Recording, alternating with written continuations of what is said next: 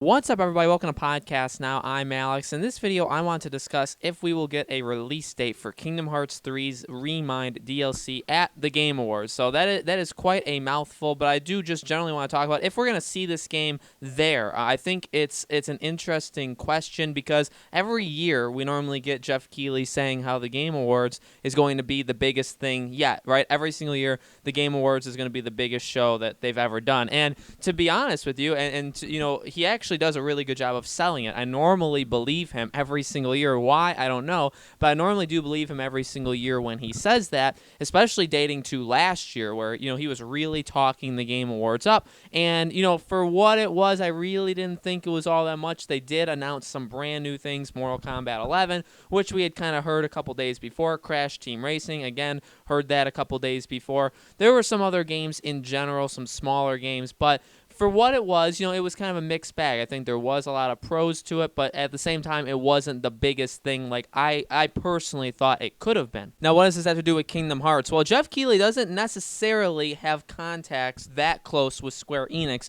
There has been things dating back to his with Hideo Kojima with Konami normally, but that's also just Hideo Kojima.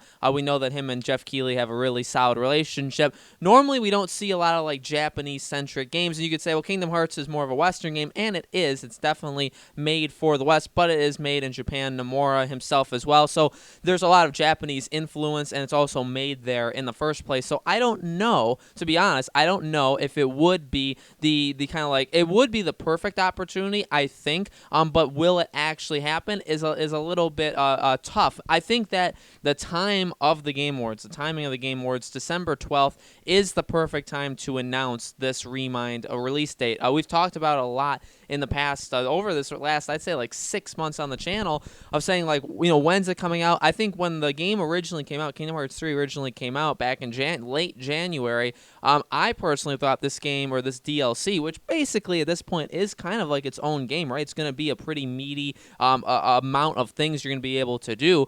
I personally thought that it would come out in the fall. I thought like November, December. I know there was a lot of people that said, hey, it's probably going to take a full year. And I think as time has gone on, it's gotten to the point definitely now where it's like, okay, it's going to take a full year. If not, it may actually take longer to have it come out.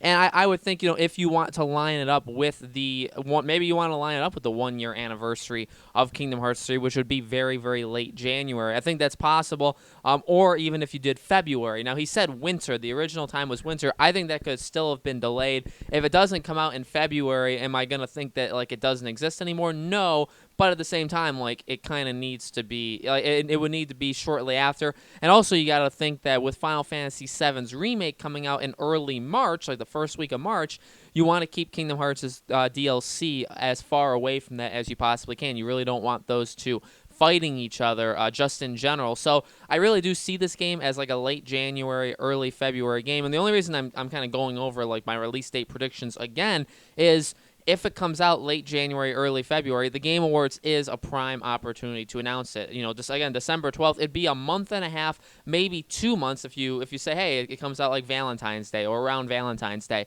It gives you around 2 months to kind of promote it afterwards. Now, we've already seen quite a bit on it, and I'm honestly surprised that the last trailer we got for the game, we didn't see a release date. I actually had predicted that we would get a release date with that trailer, and that didn't happen. It was honestly kind of disappointing, and is Kingdom Hearts big enough, and is Nomura big enough, and is Square Enix big enough to kind of have it stand on its own two legs and just announce a release date whenever? Yeah, and it totally could. Honestly, any given day, maybe in December, any given day, they could just say, hey, there could be a press release and say, hey, Kingdom Hearts' DLC releases February 12th, whatever, like that, and that's it.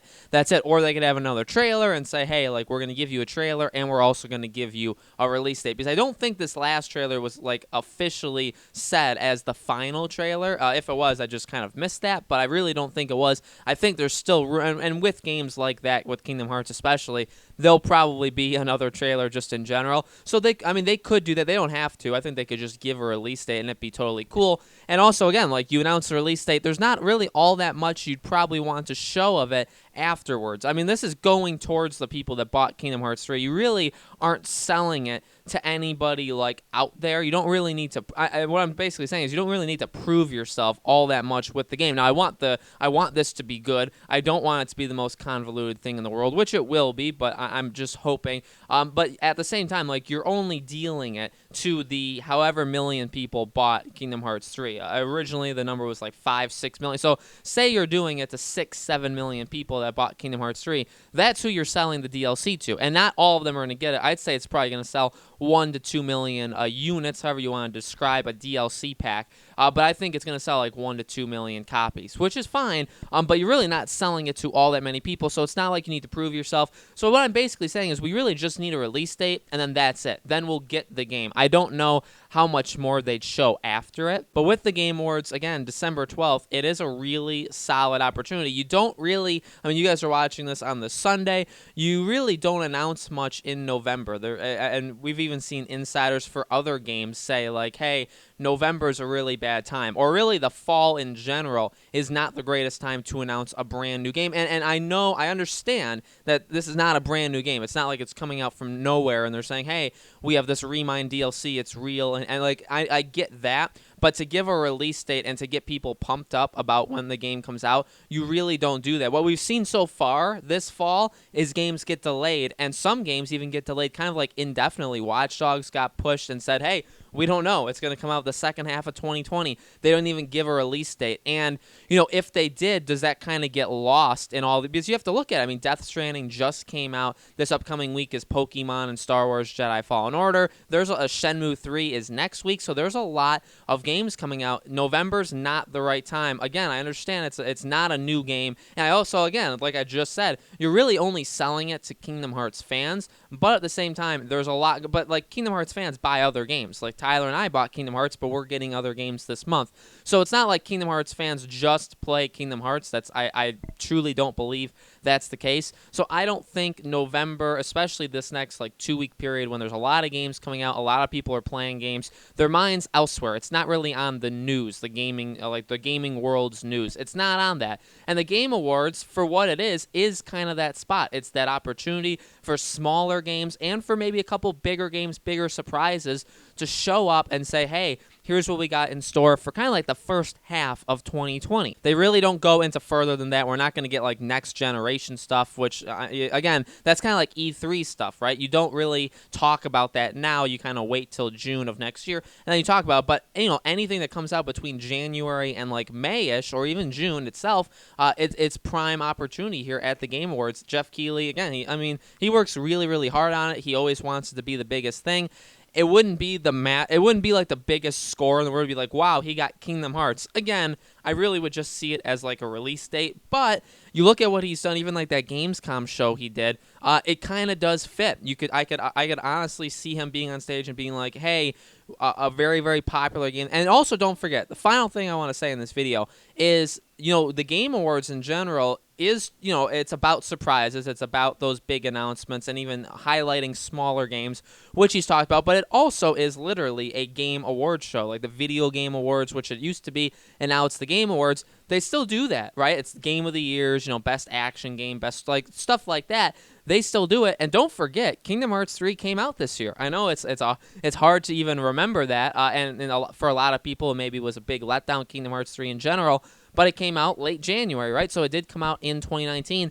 I don't think it makes its way into any awards in general, but the Game Awards is a time of like reflecting on the year that we had in gaming, and Kingdom Hearts was a game that released in 2019. I continue to forget that it released in 2019, but it did. So it would make sense that if we're reflecting back on, hey, here's a game that's been around for decades, almost literal decades, and it, you know, obviously the third main entry after all of this time, after all of these games, it came out this year, like it got some pretty high scores, it was a return to form, yada, yada, yada, and they've been working on the Remind DLC, and here's a final trailer for it, and we have something special at the end. Something like that. They show the trailer, and then it gives the release date, February, whatever. I could truly see that being something that happens. And again, the Game Awards is just a really big opportunity for it. A lot of people watch the Game Awards. It continues to grow an audience every single year. And hey, maybe you would get somebody, if you show a trailer, maybe it's something interesting. Maybe you'll get somebody